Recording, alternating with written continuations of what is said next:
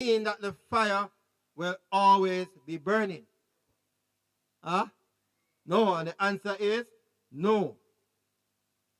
Anciently, God said, same Jeremiah 27, 17:27, he would kindle a fire in Jerusalem, and it shall devour the palaces of Jerusalem, and it shall not be quenched. Right? Unquenchable is a fire that cannot be put out. Unquenchable fire always goes out when what is burning has been destroyed. When there is nothing else to be burned, then the fire will go out. Right? All that oxygen and carbon dioxide comes together and burn, and Yeah. it leaves ashes, then totally it ends. Exactly. Fire goes out when there is nothing left to burn. Every root and every branch burn out. Nothing else left to burn. Uh, Everything burned to ashes that you can walk on. That's what the Bible says. Malachi 4 verse 3. That only ashes going to be left under the sole of your feet. Right? And it is then that God is going to create a new heaven and a new earth.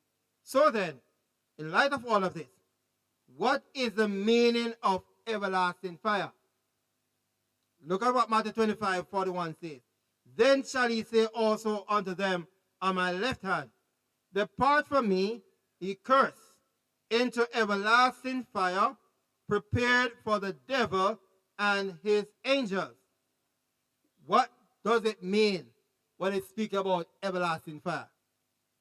It says, notice this. This does not say that the wicked are everlasting, nor that the fire will burn throughout eternity. Jude says in Jude verse 7 that even as Sodom and Gomorrah and the cities about them in like manner, giving themselves over to fornication and going after strange flesh, are set forth for an example, suffering the vengeance of eternal fire. So everlasting fire and eternal fire, as referred in the Bible, would mean the same. Is it that Sodom and Gomorrah is still burning to today? No. What happened in the case of Sodom and Gomorrah? It burned until there was nothing left to be burnt. So there was a total destruction. So the concept of everlasting fire is not one that suggests that the sinners and the unrighteous will continue to burn throughout the course of eternity. It is not saying that.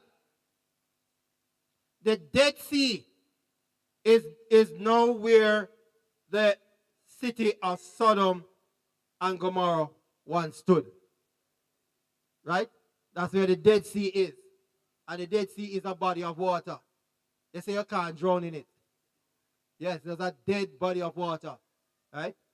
So take a point. Peter tells us how the fire reduced those cities to ashes and overthrew them. 2 Peter 2 verse 6. Let me read it. It says, and turning the cities of Sodom and Gomorrah into ashes, condemned them with an overthrow